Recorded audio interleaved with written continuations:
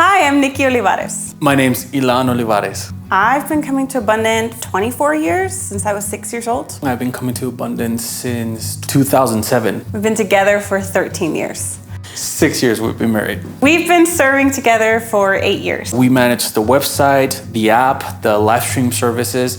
We do that for every service, and it is truly a joint effort. And we also serve together on the production team. The one that a lot of people see is the worship team. We're both on stage together. I've always loved music. And as any kid, I asked my parents for a drum set. Well, my first time on a stage at Abundant, it wasn't actually for praise and worship. It was a talent show that my high school, Faith Christian Academy, had. We did not win, but that was the very first time I played drums at Abundant. Living in Juarez, I grew up going to Vino Nuevo. I grew up going to their school. There's not a high school program anymore. So my mom wanted to keep me in that environment of Christian education. She reached out to the principal of the school and asked, she said, I recommend Faith Christian Academy. That's the best. At this point, we're just seeking Abundant, not for the church aspect. We're seeking it just for the education aspect. I grew up in Juarez. I knew Spanish, so I'm actually working really hard to make sure I'm getting good grades on all my classes. So it was a bit of a shock when I go to Bible class and it turns out I have a C. Okay, so what happens if I attend church? You get a B. I don't want a B, I want an A. Okay, well then you need to volunteer. Be an usher, you could do front of house, you could help with lights, you could help with sound, you could be on stage. I'm like, be on stage? Say no more. Absolutely. I remember I auditioned for youth and I didn't pass because I was a drummer that could not keep time. And then Pastor Estra came over one day and he tells me, hey, you know what? There's a Spanish ministry band that's coming together and I would like you to help him out. So I agreed to join the Spanish ministry. Worship was very different. There's no metronome. It's just by feel. We had a guitar player, a piano player, and the sax player, and the drums. And then Spanish songs, they're so lively. What I did not expect was that I was gonna find an adopted family of sorts. I happen to be the youngest member of the team. My mom will drop me off at the bridge, and then I'll walk and then take the bus, go to school. Now I have to come on Thursdays to this rehearsal. It entailed, okay, I'll cross in the morning for school at 7 in the morning, and then I'll stay till 7 p.m. to start rehearsal, and then we'll rehearse for 2 hours, 3 hours. They very graciously would drop me off at the bridge, and then I would walk it back, and my mom would pick me up on that side. We were doing that every day. For school, we were doing it on Thursdays, we were doing it on Sundays. I mean, it was a big deal. But that year spent in Spanish ministry, it made me reconnect with the church because the consistency of coming every Sunday. So I think at this point in Spanish, I'm 17. I'm a senior in high school. Once, we finished the set, I would go into youth services and then go back to Spanish. So in between the break of first and second, that's when we met. Had classes at UTEP at the same time in the same building, and we started hanging out, and then we ended up dating. The main leader of the worship team in Spanish was being offered a position of employment at a different church. I left Abundant and I went to the other church for several months. But the reality is, there is something missing. It was something missing, either the community or the teaching or maybe a combination of everything, but it never actually felt like home. Spending time together at UTEP, and she tells me, hey, you know what, I'm doing the Christmas show. This year, I'm gonna be acting, I'm gonna be singing. I go to the Christmas show and I'm sitting in the audience and I'm crying and I'm thinking, this is home, this is where I belong, this is like, why did I ever leave? I remember the next day, I just called the guy from the other church. I'm like, thank you so much for everything. It's been a great couple of months, but I'm so sorry I need to. That's when he ended up actually auditioning, I think, again. Another audition, and then he was finally playing in youth. So it was one of those moments where, like, staying committed and faithful, maybe you're not where you think you're supposed to be.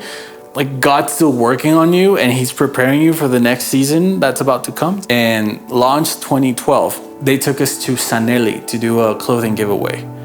Remember that. We're so used to our own bubble that we forget sometimes the condition that other people might be in. These people are lined up out here for clothing and they're waiting for hours. And then we did the trip to the Dream Center. We also went to Skid Row. Nothing will shock you more than a trip to Skid Row.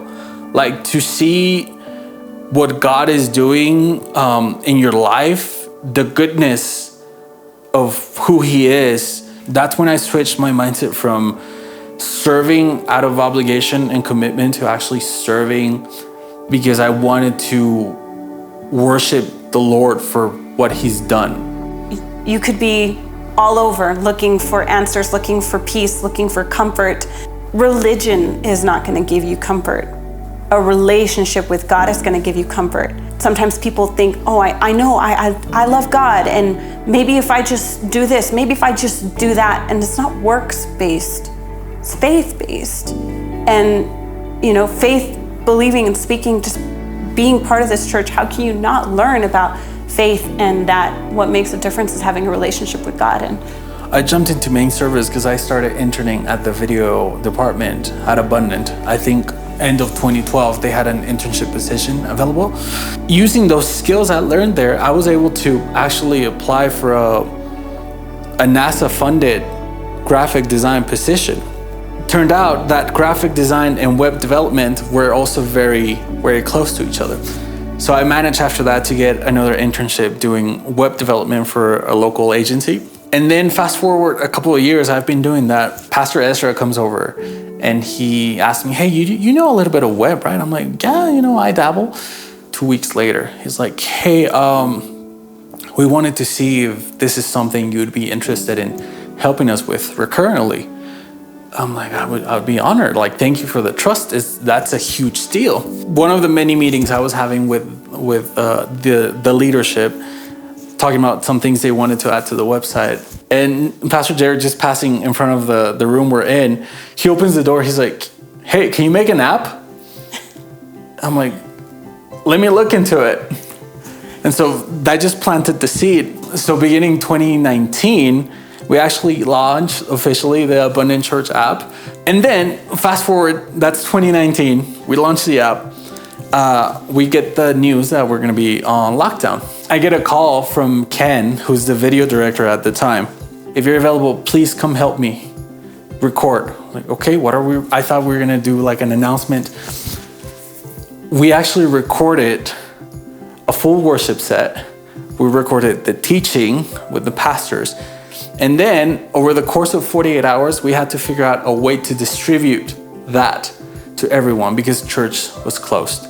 This became a recurring thing where every week on Tuesday and Thursday, we're getting together to film 4 songs, the teachings and the live streaming it. So that's how we became in charge of church online. Once we started coming back to church, the responsibility of the live stream and continue to managing the app, to update the website, to when Pastor Jared and Pastor Charles come out with their books, develop that website for them. All that has really begun. It started back in an internship of 2012 where I was not expecting that little, After Effects editing video tutorial to turn into, hey, now you're distributing the word of our pastors, the teachings, on a weekly basis. I mean, I think that's been the biggest miracle.